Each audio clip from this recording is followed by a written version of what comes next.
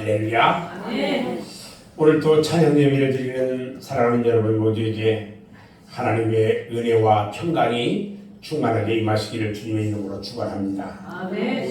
오늘 찬양 예배해 주시는 말씀은 마태복음 21장 1절로 11절 말씀이고, 제목은 주님이 쓰시겠다는데, 이런 제목으로 말씀을 선포할 때 하나님의 크신 은혜가 임하시기를 바랍니다. 아멘.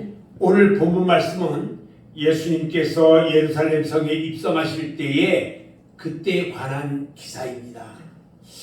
복음서를 보면 예수님께서는 사람들이 많이 모인 곳은 되도록 피하여 가셨는데, 이날만은 유월절을 앞두고 예루살렘 성내가 막 인산인해를 이루고 있을 때에 거기에 나귀까지 타시고 예루살렘에 가셨어요. 예수님이요, 요단강 건너 비레아 지방에서 말씀을 하십니다. 예루살렘으로 올라가자. 그리고 요단강을 건너서 여리고를 거쳐서 예루살렘을 향해서 가파른 고갯길을 부지런히 쉬지 않고 올라가셨습니다. 이제 예수님은 마지막 예루살렘이 바라다 보이는 감람산 고갯마루 위에 올라가서 제자 2명을 앞에 보이는 저기 보이는 벳박의 마을로 보내서 나귀를 끌고 오라고 명령합니다. 2명의 제자들이 마을에 가서 보니까 나귀가 있어요. 거기에서 나귀를 끌어왔고, 다른 제자들은 겉옷을 벗어가지고 나귀에다 안장을 만들어서 드리고, 예수님은 그 나귀를 타고 감람산 고갯길을 내려와서 예루살렘을 향해 가십니다. 사람들은 예수님이 그렇게 나귀를 타고 가는 모습을 보면서 호산나를 부르면서 환호합니다. 호산나라는 말은 무슨 말이냐면 지금 우리를 구원하소서, 이런 의미가 있는데, 우리말로는 만세 만세 대한민국 만세 이런 것이랑 똑같아요. 그러나 예수님께서 예루살렘에 입성하는 모습을 보면 그 모습이 너무나도 초라하다는 것을 볼 수가 있어요. 세상 임금들은 백마를 타고 거들먹거리면서 수백 수천 명의 호위병을 대동하고 다니는데, 예수님은 엄마 나귀도 아니고 애기 어린 나귀를 타셨고, 그 뒤를 제자들이 쫄랑쫄랑 따라와요.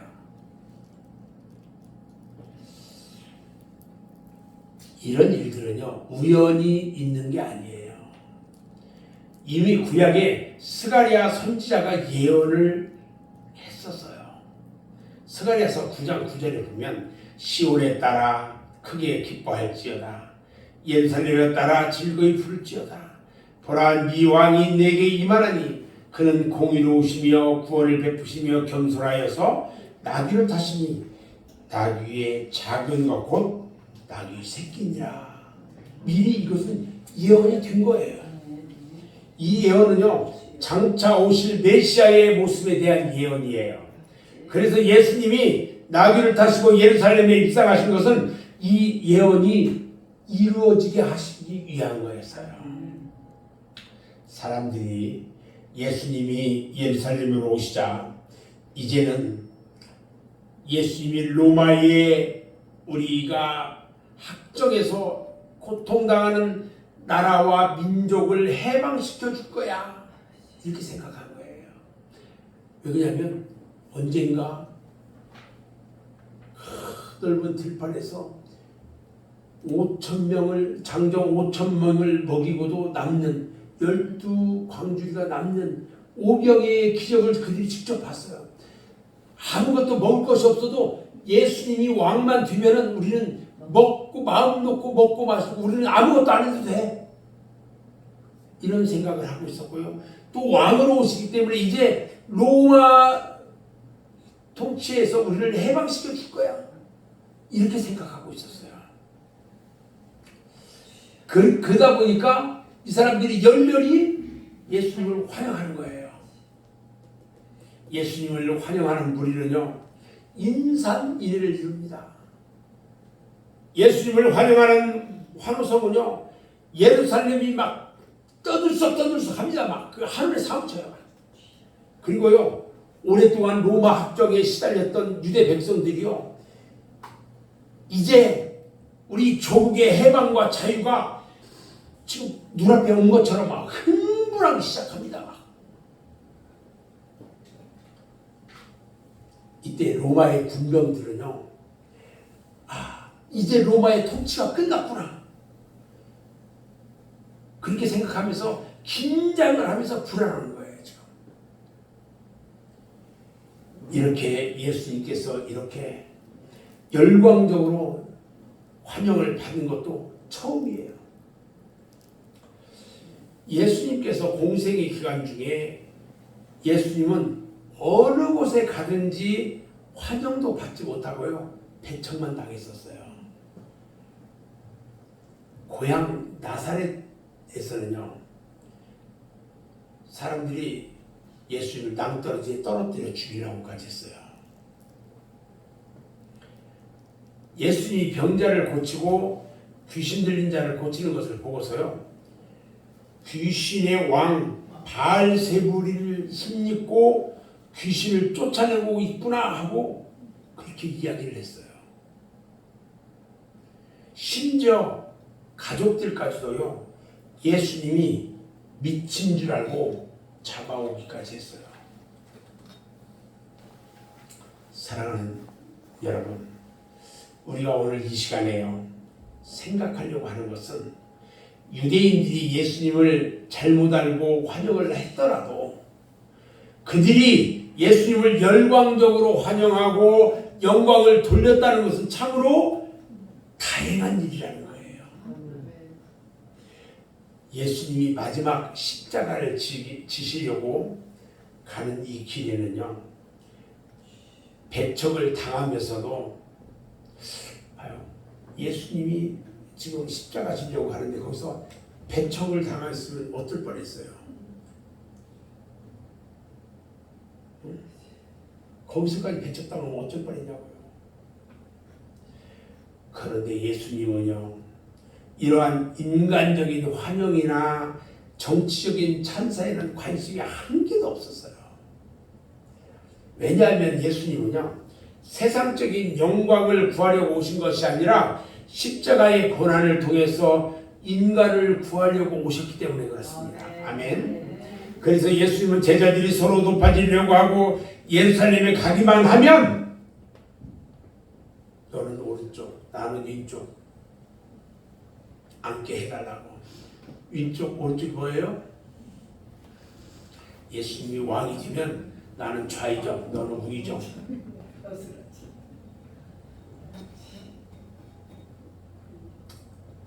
그렇게 할 때 우리 주님은요, 누구든지 나를 따라오려거든 자기를 부인하고 날마다 제 십자가를 지고 나를 따라야 된다, 이렇게 말씀하기도 했어요.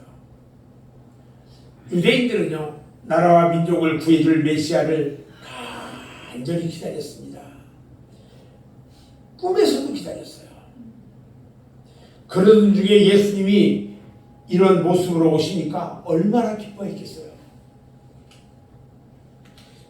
여러분들은 예수님을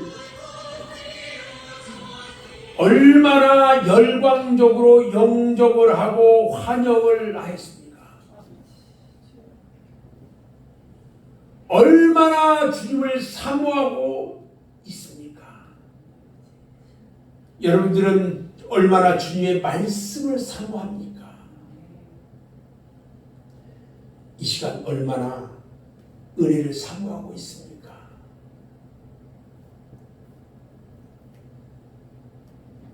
요즘 가수들이요, 나와가지고 노래를 부르면요, 10대 청소년들은요, 그냥 깜빡 자지러져 버려요. 막 온갖 하면서 귀성을 지르고요, 손을 흔들다 못해서 막 온몸을 막 흔들고요, 엉엉 우는 아이들도 있어요. 학교도 안 가고 거기 따라가가지고. 요즘 또 가수들이 나오면요, 아줌마들이 막 껍벅껍벅 죽습니다 지금. 좋아? 아주 껍벅 죽어. 그뿐만 아니라요, 자기가 좋아하는 운동선수 나오잖아요. 잘생겼다고 보니까 별로 잘생긴 것 같지도 않아. 근데 잘생겼다고 아줌마들이 이렇게 또 좋아하네. 막 그 사람들이 이상한 몸짓만 해도요 막 귀성을 질러요. 펄쩍펄쩍 뛰어있고.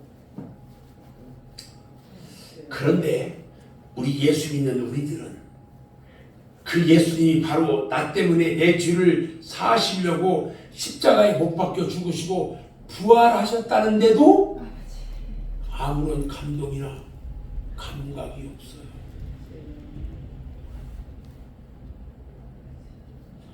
예수님이 좋아서 얼마나 소리쳐 찬송을 불러봤습니까?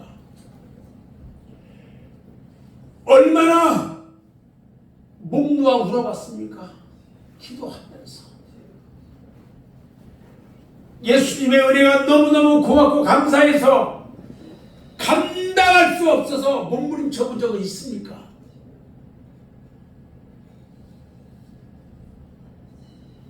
저는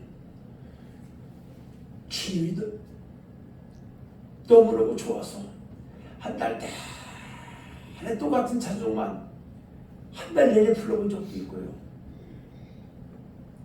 어릴 때는 기도하면서 그냥 앉기만 하면 눈물이 잘잘잘잘 흐르는데 저는 내 몸에 수도꼭지는 없는 건 줄 알았어요. 한 달 내내 두 달 내내 앉기만 하면 눈물이 쏟아져서 회개하면서 울었어요. 우리 주님이 죽을 수밖에 없는 나를 위해서 이렇게 십자가에 달려 돌아가신 것이 너무너무 감사해서 너무너무 감사해서 울었어요.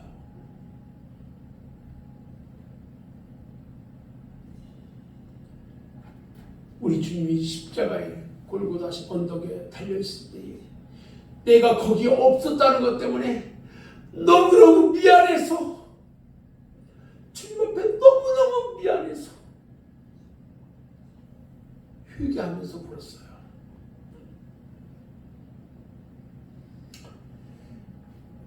사랑하는 여러분, 주님을 사모하시기 바랍니다. 아멘. 주님 말씀을 사모하시기 바랍니다. 아멘. 은혜를 사모하시기 바랍니다. 아멘. 하나님은요 사모하는 자에게 은혜를 주십니다. 아멘. 오늘 우리들은요 종려주의를 맞이해서 주님을 배척하는 자가 되지 말고 중심으로 뜨겁게 영접해서 하나님의 자녀가 되는 권세를 얻기 바랍니다. 아멘. 우리는 오늘 종려주의를 맞이하면서요 꼭 잊지 말고 기억해야 할 것이 있습니다. 주님께서 나귀를 타신 것입니다.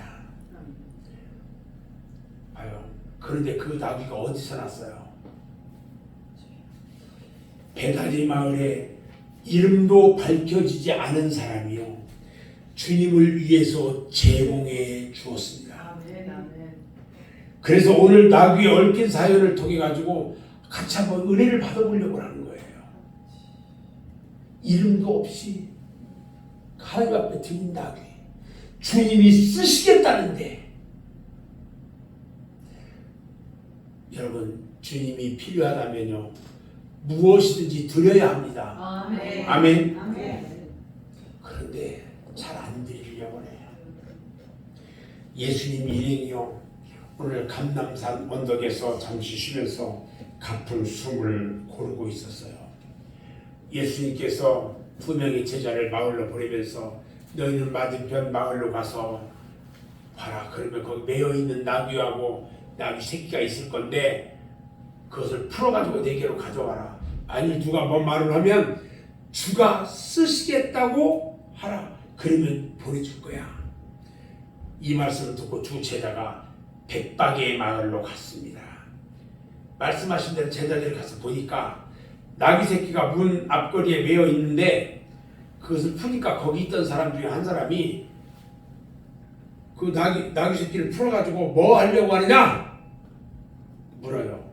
제자들이 예수님께서 가르쳐준 대로 주께서 쓰시겠다고 말씀드렸더니 그냥 가져가래요. 지금 중요한 시간에 눈을 감고 있으면 안 돼요. 근데 이 말씀이 사복음서에 다 기록되어 있어요. 아주 중요한 말씀이에요, 이게. 그런데 사복음서 어디를 봐도 나귀 주인의 이름이 없어. 예수님의 제자들이 와서 나귀를 풀어갈 때에 한마디 이의를 제기하지 않은 그 주인의 이름이 나타나질 않아. 이름도 없이 빛도 없이. 이 무명의 이 사람은요, 나귀를 끌고 갈 때 다만 주님께서 쓰시겠다는 그 말 한마디에 아무런 조건도 말 한마디 없이 순순히 나귀를 내줬어요. 주님께서 쓰시겠다는데 아까울 것이 뭐가 있겠어요? 주님께서 쓰시겠다는데 무엇을 주저할 거예요? 오늘 여러분들은요, 주님께서 쓰시겠다고 하는데 무엇을 바치겠어요? 주님께서 쓰시겠다는데 무엇을 바칠 수 있을까요?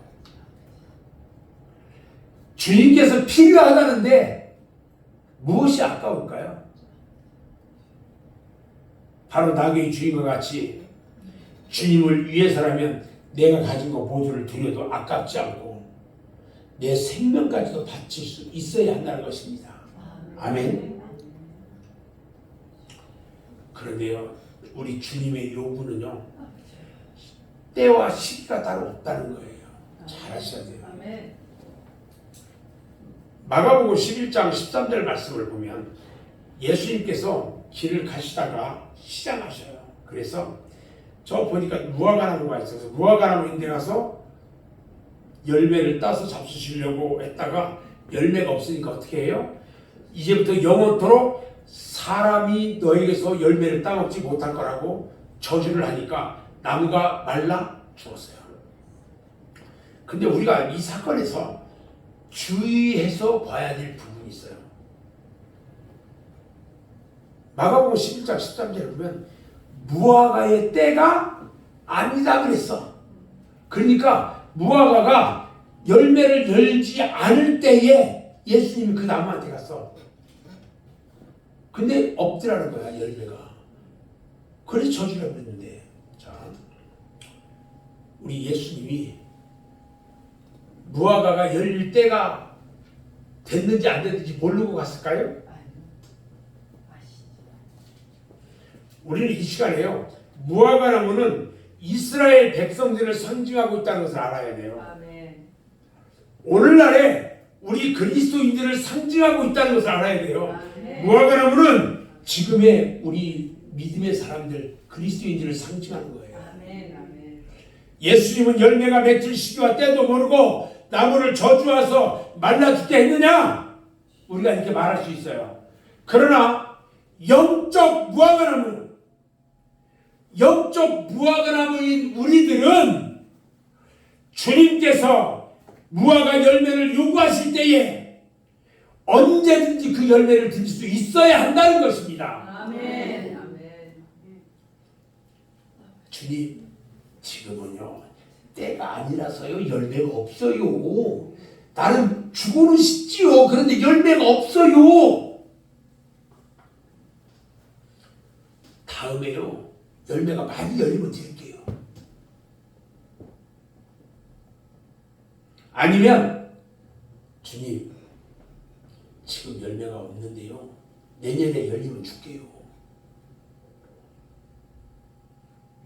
여러분, 이렇게 할 수는 없는 거예요. 항상 믿음의 열매, 성령의 열매를 많이 맺어서 주님이 요구하실 때에 드릴 수 있어야 된다는 겁니다. 아멘.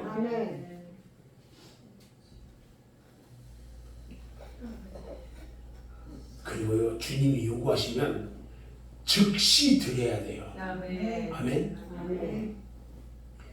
예수님께서 나귀를 타시고 예루살렘에 입성하신 사건은요, 우연하게 된 것이 아니에요. 이미 오래전에 주님 오시기 전 520년 전에 예언자의 예언이 있었어요.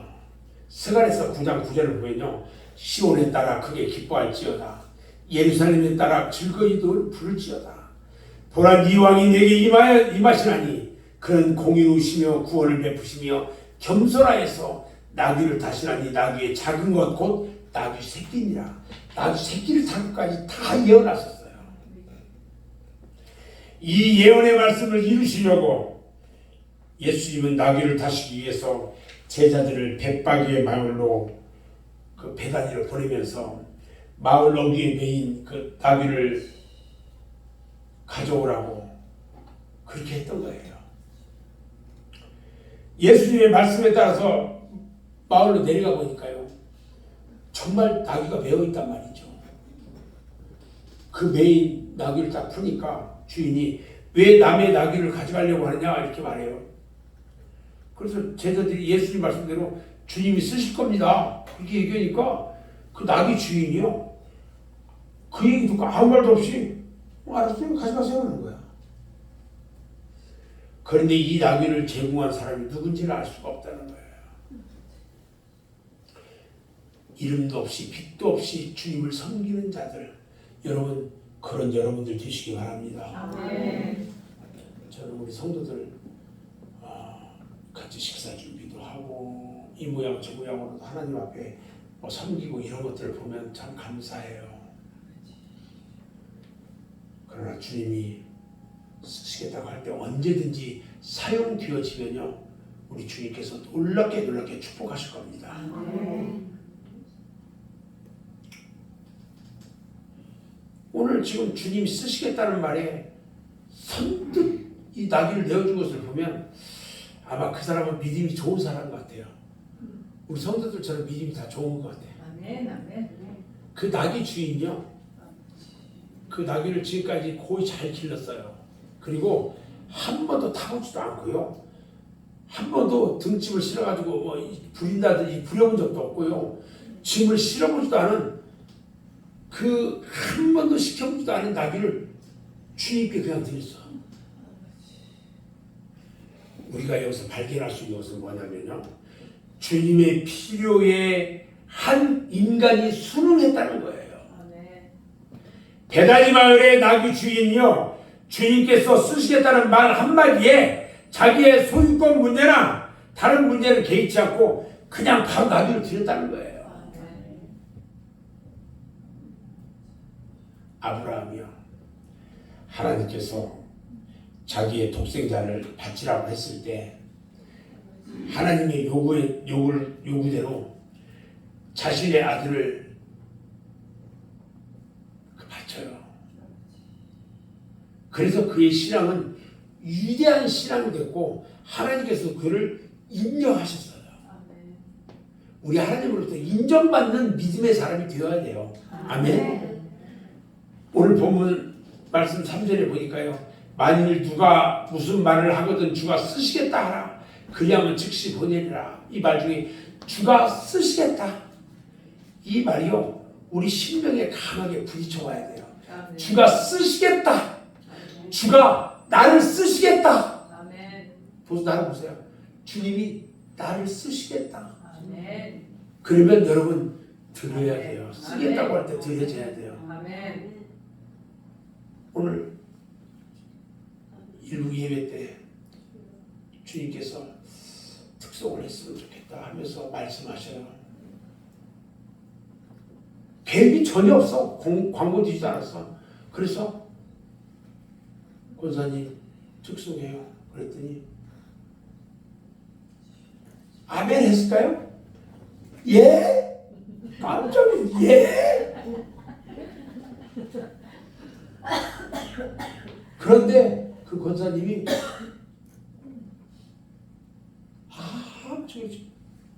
순종. 아멘. 아멘. 아멘. 이게 우리 하나님 쓰는 말인 거야. 여기서 목사님 나 죽어도 못해요. 예배 시간 나 죽어도 못해요. 그러면서 여기서 하면 이거 성령께서 말씀하시고 이거 하라고 했는데 못하겠다고 성령을 거스르는 거잖아요. 목사는 괜찮아. 성령을 거스르게 되는 거예요. 그때는 또. 아, 그치.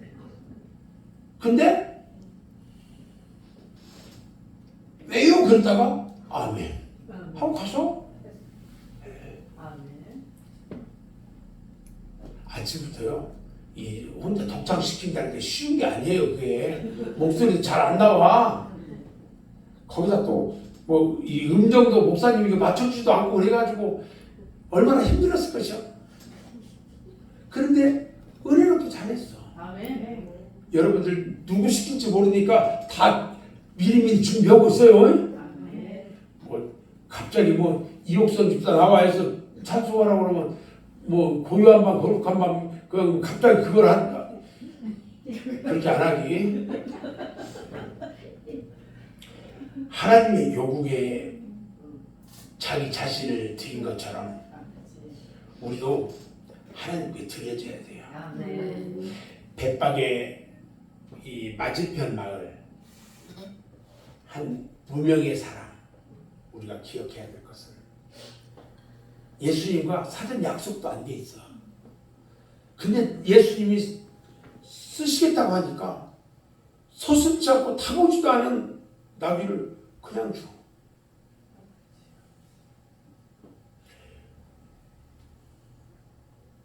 그 나귀를 타고 예수님이 예루살렘으로 탁 출발하자 제자들과 그 많은 사람들이 옷을 벗어서 앞에 쫙 갑니다. 카페트로.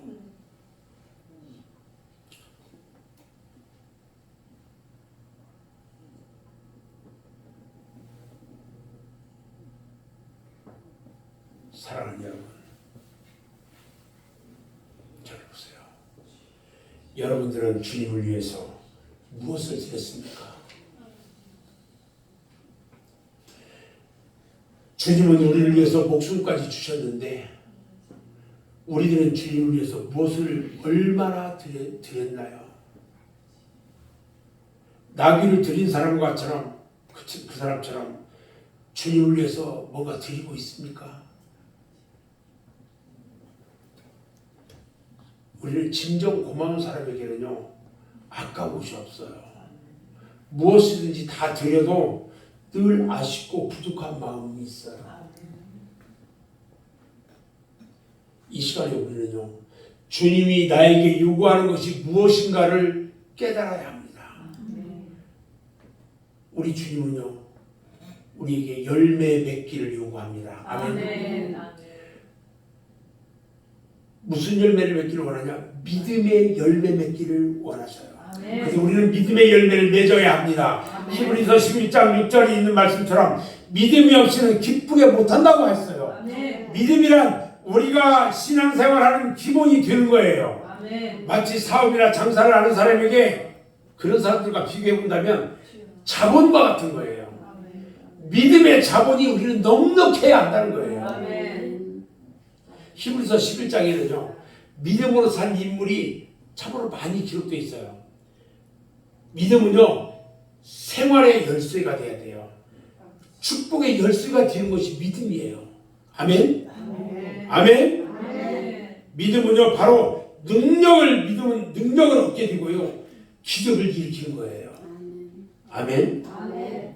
또 어떤 열매 맺기를 요구하냐면요 행함의 열매를 맺기를 원해요. 믿음 못지않게 중요한 것이 행함이에요.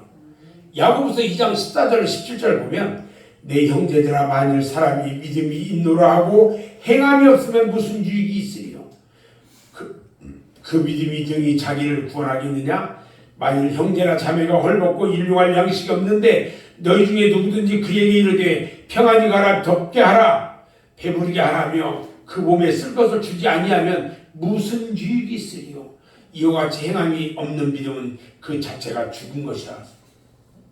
여러분 어떻게 이럴 수가 있습니까?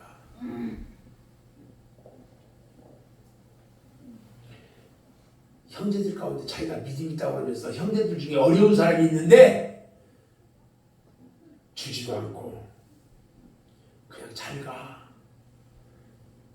더운데 빨리 가. 웬만하면 뭐 해서라도 배부르게 먹어.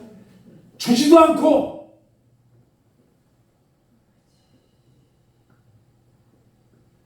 행함이 없는 믿음은 죽은 믿음이에요. 아멘. 우리 주님께서는요, 또 어떤 열매 맺기를 요구하냐면요, 사랑의 열매를 맺기를 원해요. 그래서 우리 사랑의 열매를 맺어야 돼요. 사랑은 인간의 모든 행동의 원리예요. 사랑으로 하나님을 우리는 알게 되는 것이에요. 요한일서 2장 5절에 보면 누구든지 그의 말씀을 지키는 자는 하나님의 사랑이 참으로 그 속에서 온전하게 되었나니 이로써 우리가 그의 안에 있는 줄을 아노라 그랬어요. 그리고 또 예수님이 열매 맺기를 요구하는 것이 뭐냐? 성령의 열매 맺기를 원하셔요. 아멘. 갈라디아서 5장 22절에 보면 오직 성령의 열매는 사랑과 희락과 화평과 오래 참음과 자비와 양선과 충성과 온유와 절제니 이것을 금지할 법이 없다 그랬어요.